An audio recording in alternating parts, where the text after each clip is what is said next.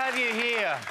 Big late line tonight, and we had a bit of a breakthrough this week. We finally managed to steal the key to Tony Jones's dressing room, and Andrew Hansen has managed to sneak in. I don't know if we got a camera there. Let's have a look. It's an amazing dressing room. Looking at the hot tub, the champagne. He is an absolute rock star, Jones.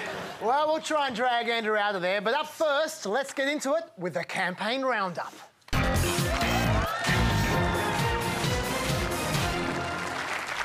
Yes, and this week it was Labor's turn to officially launch their campaign, and it was a pretty low-key affair on the whole. Very low-key, I thought. In fact, you see, for the national anthem, they couldn't even afford the Qantas Children's Choir, so they had to go with the Jetstar Children's Choir, which is never very quite cheap the same and nasty, absolutely. And a lot of the big ALP stars, your Gough Whitlams, your Paul Keatings, they weren't there. But I've got to say, I thought Hawkeye was in very fine form. He was. And, geez, he didn't hold back when it came to describing Paul Keating, did he? The poor white trash of Asia.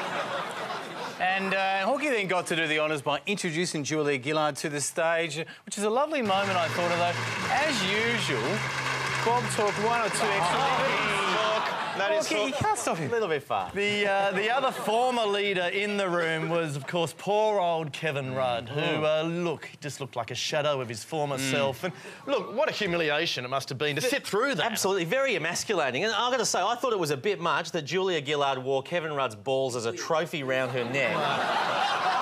I mean, that's rubbing it in. It is. Yeah. Didn't realise they were that small. Exactly. But I think Gillard is obviously still nervous about being knifed one day herself, given how she kept addressing all her colleagues. Friends. Now, surely if there's one collective noun that you just can't use at a Labor gathering, it's friends. But look, the main focus of her speech was Tony Abbott. She gave his campaign a real serve. Mr Abbott has gone round with his slogans. That's all he's talked about. Now, I don't know about you, but a woman standing in front of a banner that has 26 slogans on it, I thought that was a little bit rich, to be honest. Yeah. So just see, she's actually up in the polls. There's a lot of people thinking she might win this. Well, look, the bookies are backing Labor in, but I've got to say, even if Tony Abbott is not the people's choice in Canberra, he is certainly the people's choice in Rudy Hill. Oh, absolute winner. He nailed that People's Forum, and gee, a tough crowd too. It was tough. mean, people said the audience was stacked, but when you look at who was there, I mean, I can't see any evidence for that. Very Typical Rudy Hill residents, aren't they? Absolutely. Look, elsewhere in the campaign, Julia Gillard spent most of the final week focusing on policy, like Labor's multi-million-dollar commitment to pressing a big red button. Yeah, sure, but it's a very good button they've got there, actually. It is, and look, I know Labor doesn't have a great track record when it comes to implementing policy, but this button, there's absolutely no problems with it. Have a look. They press the button and... Well, of course, Sunday night was, of course, Mark Latham's big journalism debut on Channel 9, which was more or less slammed across the board as a cheap, shallow and unilluminating report, but which still improved the overall quality of 60 Minutes. I thought so, yeah. But it's actually Sky News, not Channel 9, who've got the biggest obsession with Latham, to the point where they've introduced, seriously, a special Latham insect box, so they just have a constant live feed of whatever Latham's doing. Even if he's just standing there doing nothing at all. It's a fantastic service, riveting TV, and on this show we decided to go one better. We've introduced a new 24/7 live feed just of Mark Latham's hand. Yep, there it is there, Latham's hand cam.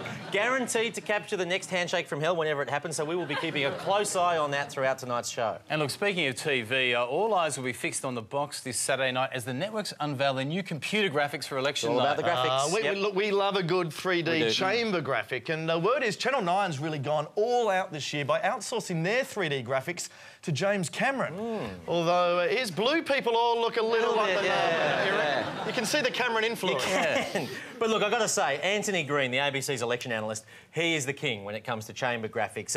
Obviously, he's had to update the graphic to take into account the Liberals' leadership change last year. He's got Malcolm's response there. Labor changes as well, he's covered them. Good. And he's actually updated it also to include a Parliament House with Bob Hawke's shagging Blanche. So, with just 3 sleeps until election day, we're still yet to have really heard any meaningful policy debates. I mean, most of the debate this election's been about whether or not to have a debate. Yes, and the economic debate basically boils down to Abbott's often repeated line that he will make sure that government exercises the same kind of restraint over its spending, which businesses and households have long understood. Now, look, it's strange you keep saying that, because if you look at the data, households are actually in much more debt than the government. Which makes sense, because the government's revenue is much larger than its debt, which obviously isn't the case for most households who have a mortgage. That's right. So if we take, just say, an average homeowner, like, say, this guy, he earns $242,000 a year, but he just took out a $700,000 mortgage. Now, that is a whopping debt. It is, so we thought we'd better warn Tony Abbott about this big new debt. Tony, I know you're worried about debt. We found a big debt problem, a huge debt problem. Sure. Look, Tony Abbott, you're in massive debt. You're in much more debt than the government is. Look at this. This is terrible news for you. You keep saying you've got to be as restrained as households. And I guess, having learnt the lessons myself, we can take the lessons of the country. This is an economic question. Shall I ask Andrew Robb about this? But look, because you keep saying we should restrain his households, but they got 6 times more debt than the government, Tony. I know you're not a tech head or an egghead, but which kind of head are you? You should know this before you go into a press conference. Somebody might ask. Do you want 20 bucks, mate? Tony, get out of debt. Can you hand this on to him?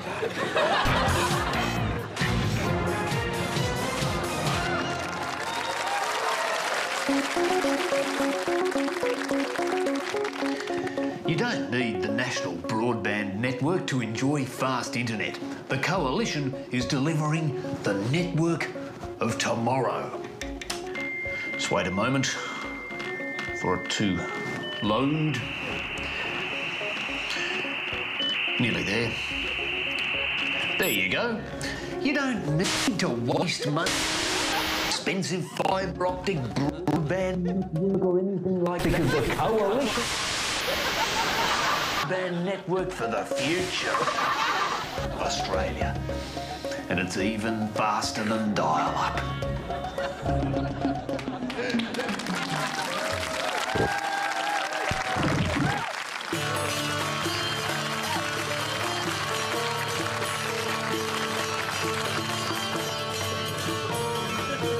حريم د امریکا او برطانیې وحشي ارغل چې تیره شپه یې کړی و یو تروریستي او ظالم عمل و د خپل ناروا غرور او د ناروا اغراضو لپاره او د نړۍ غریب مسلمانان هدف ګرځولي دي او خپل ګټې یې د غریبو مسلمانانو په وینو کې لټوي بې معنا بلکې د مسلمانانو په حریم د ټوله اسلامي نړۍ په حریم تیری او د اسلامي نړۍ توهین دی چې د ډیره وخته په مختلفو القابو په مختلفو بهانو او په مختلفو ملکونو باندې د خپل یرغمل لمن وهي.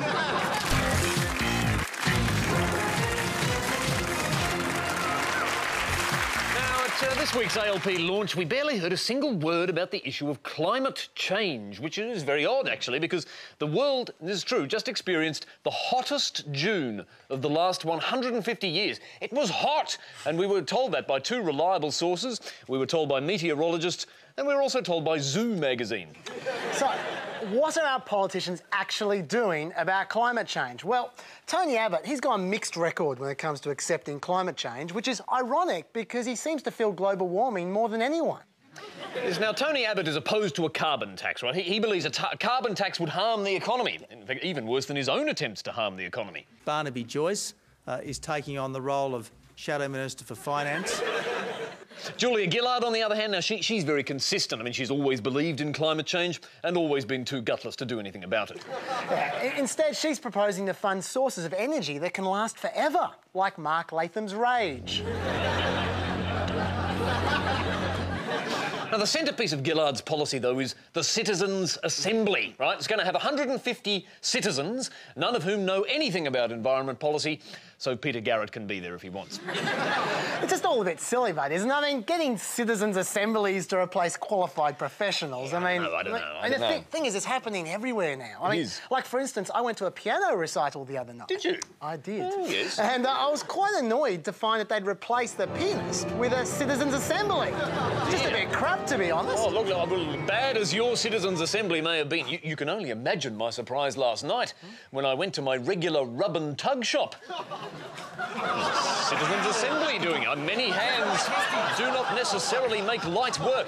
That's all I can say. How about that? Although, to be fair, Gillard didn't just make citizens' assemblies up. The whole idea is actually based on a proven model of citizen participation that worked really well in Police Academy 4, Citizens on Patrol.